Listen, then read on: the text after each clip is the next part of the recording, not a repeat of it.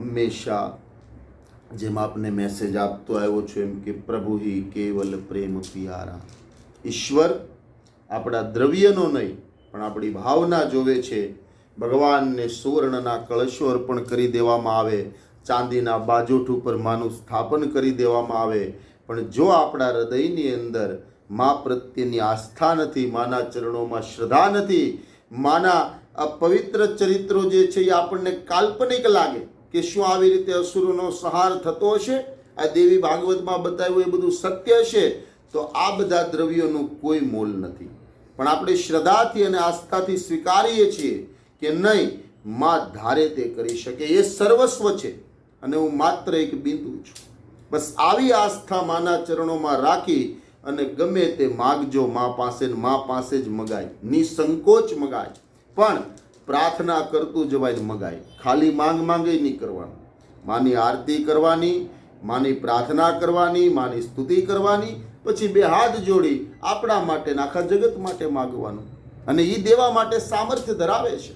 પણ શ્રદ્ધાથી માગશો તો તમારી અનેક માંગણીઓ પરિપૂર્ણ થશે. એક વિશ્વાસ સાથે કહી શકું છું અને વ્યક્તિગત મારા અનુભવોની સાથે તમને કહું છું કે ચોક્કસ આપ બધાના મનોરથ પરિપૂર્ણ થાય. નવરાત્રિમાં આપ બધા જે કાંઈ પણ ભાવથી માની સ્તુતિ કરો, પ્રાર્થના કરો, એનો માં સ્વીકાર કરે, એવો એક બ્રાહ્મણ તરીકે, એક દેવીના ઉપાસક તરીકે આપ બધાને ખૂબ ખૂબ આશીર્વાદ આપું.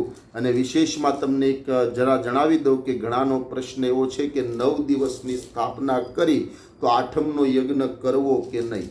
ચોક્કસ કરવો જોઈએ. અષ્ટમીનો, દુર્ગાષ્ટમીનો યજ્ઞ, નાનો યજ્ઞ કરો, મોટો યજ્ઞ કરો, દેવી યજ્ઞ કરો, નવચંડી યજ્ઞ કરો, લક્ષચંડી યજ્ઞ કરો, કરવો જોઈએ. પણ જો અનુકૂળતા હોય તો, ન થઈ શકે એમ હોય તો તમે 9 દિવસની સ્થાપના કરી શકો. એના માટે કોઈ ઓલું નથી કે તમારે આઠમનો યજ્ઞ કરો તો જે વ્રત તમારું સફળ થાય, તમે કરી શકો. અને મેં શરૂઆતમાં કીધું એમ કે તમે જે ભાવ લઈને કરશો એ ભાવ તમારો સ્વીકાર કરવામાં આવશે. બરાબર? તમે ગમે એટલું શાસ્ત્ર જ્ઞાન ધરાવતા હશો, ગમે એટલા સડસડાટ શ્લોકો બોલી શકતા હશો, પણ માત્ર વિદ્વતાના અહમની અંદર તમે કાંઈ પણ માને પ્રસન્ન કરવાનો પ્રયાસ કરશો તો માં કોઈ દિવસ પ્રસન્ન નથી થવાની. પણ આપણી વિદ્વતાને, આપણી બુદ્ધિને, આપણા વધુ પડતા સ્માર્ટનેસ જે આપણે તમારી ભાષામાં કહીએ, એ બધી વસ્તુને સાઈડ પર મૂકીને ભોળા મનથી માની ભક્તિ કરજો, એટલે માં પ્રસન્ન જ છે અને હંમેશને માટે આપ બધા પર પ્રસન્ન રહેશે. અને બસ આપ બધાને ખૂબ ખૂબ આશીર્વાદ. અને લાસ્ટમાં એટલું જ કહીશ કે સર્વે ભવંતુ સુખીના, સર્વે સંતુ નિરામય, સર્વે ભદ્રાણી પશ્યંતુ, મા કશ્ચિત દુઃખ ભાગ ભવેત. अर्थात सभी सुखी होवे, सभी रोग मुक्त हुए, सभी मंगलमय के साक्षी बने और किसी को भी दुख का भागी न बनना पड़े. मतलब कि મારાથી જોડાયેલા મારા દરેક સ્નેહીજનો કે મારા દરેક યજમાન પરિવાર હંમેશા ખુશ રહે, હંમેશા પ્રસન્ન રહે. મા જગદંબા આપ બધાના મનોરથ પરિપૂર્ણ કરે અને આપ બધાનો માના ચરણોમાં જે પ્રેમ છે, જે શ્રદ્ધા છે, જે આસ્થા છે, એ હંમેશને વાટે વધતી રહે. અને આપ બધા જે સદવિચાર અને સદભાવ લઈને જીવન જીવો છો તો એની અંદર માં તમને શક્તિ પૂરી પાડે, માં તમને શક્તિ આપે, તમારા બાળકોને સંમતિ કહેતા સારી મતિ આપે અને તમારા ઘરની અંદર, તમારા વ્યાપારની અંદર સદલક્ષ્મી, શુભ લક્ષ્મીની માં પ્રાપ્તિ કરાવે અને આપ બધાને સારા નિરોગી આરોગ્યની માતાજી પ્રાપ્તિ કરાવે. એવું એક બ્રાહ્મણ તરીકે અને માના ઉપાસક તરીકે ફરીને તમને આશીર્વાદ આપું. અને ચોક્કસ નવરાત્રિ દરમિયાન જે કાંઈ પણ મારું પોતાનું અનુષ્ઠાન હશે, નવરાત્રિ દરમિયાન જે માની વિશેષ પૂજાઓ હશે, એ દરમિયાન બની શકે ત્યાં સુધી આપ બધાને યાદ કરીશ, આપ બધાના વતી પ્રાર્થના કરીશ. અને બીજો એક લાસ્ટમાં એક તમને જણાવી દઉં કે છેલ્લા 2 વર્ષથી એવું થાય છે કે શ્રાવણ મહિનો હોય કે નવરાત્રિનું મારું અનુષ્ઠાન હોય, આપ બધા જાણો છો કે શ્રાવણ મહિનામાં મારી શિવ પૂજા, મારું અનુષ્ઠાન અખંડ એટલે કે આખા મહિનાનું હોય છે. નવરાત્રિ દરમિયાન 9 દિવસનું હોય છે. પણ છતાં બને ત્યાં સુધી આપ બધા તમે મને રૂબરૂ મળી શકો, હું તમને મળી શકું, એવો મારો પ્રયત્ન હોય જ છે. પછી વિશેષ રૂપમાં ઘણી વખત ઘણા આગ્રહ રાખે છે કે કોઈ સપ્તશતી હોય, ચંડીપાઠ હોય કે આઠમનો યજ્ઞ હોય કે દશેરાનો યજ્ઞ હોય તો ધર્મેશભાઈ તમે પોતે જ પધારો, ફૂલ ટાઈમ તમારી હાજરી.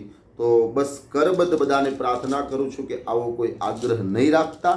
મારી પોતાની ચોક્કસ એવી વ્યક્તિગત ભાવના હોય કે હું આપની ત્યાં નવરાત્રિ દરમિયાન પગલાં કરી શકું, આવી શકું, આપને આશીર્વાદ આપી શકું, આપ બધાનો આગ્રહ હોય એટલે, પણ મારા પોતાના અનુષ્ઠાનમાંથી જે કાંઈ પણ મને સમય નીકળે એ સમય હું આપને ચોક્કસ આપી શકીશ. હા, નવરાત્રિ દરમિયાન કોઈ પણ પ્રકારની પૂજા હશે એ દરેક પૂજા ચોક્કસ થશે, બ્રાહ્મણોને બેસાડીને થશે. કોઈ બ્રાહ્મણોની જરૂરિયાત હશે તો આપના સુધી હું પહોંચાડીશ.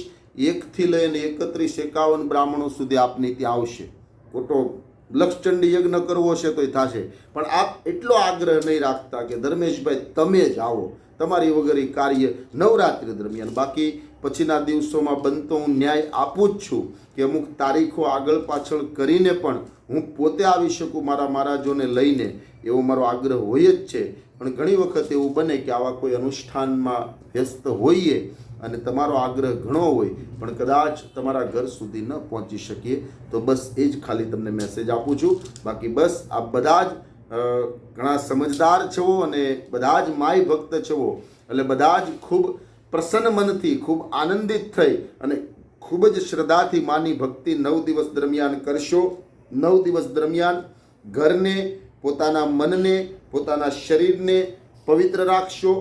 9 દિવસ દરમિયાન પરિવારની અંદર બહુ ક્રોધ નહીં કરતા, બહુ ઉગ્રતા નહીં લાવતા, થોડું શાંત વાતાવરણ રાખજો. ઘરનું વાતાવરણ થોડું પ્રફુલ્લિત રાખજો અને ઘરની માતાઓ બહેનોને ખાસ પ્રસન્ન રાખજો. બાકી તમે મંદિરે જઈને ગમે એટલી ચુંદડીઓ ચડાવશો કે શ્રીફળ ચડાવશો કે છત્ર ચડાવશો માતાજીનું, પણ આપણા ઘરની અંદર રહેલી સ્ત્રી કહેતા લક્ષ્મી શ્રી જેને ઉપમા આપી છે, જેને દેવીની ઉપમા આપી છે, પણ સાથે બહેનોને એમ ન થાય કે અમારા બહુ વખાણ કરવા માંડ્યા. એ કહી દઉં કે દેવીની ઉપમા આપી છે, શ્રીની ઉપમા આપી છે, અને દેવી છે એ બહુ ઉદાર મનની છે. એટલે આવું આપણું પણ થોડુંક વ્યક્તિત્વ રાખજો. પણ બસ આગ્રહ એટલો જ છે કે નવરાત્રિ દરમિયાન બને એટલું ઘરનું વાતાવરણ શુદ્ધ, સાત્વિક અને પ્રફુલ્લિત રાખજો, જેથી કરીને તમે પ્રફુલ્લિત મનથી, આનંદિત મનથી માની પૂજા કરી શકો, માની પ્રાર્થના કરી શકો અને માને પ્રસન્ન કરી શકો. જય માતાજી, જય શ્રી કૃષ્ણ.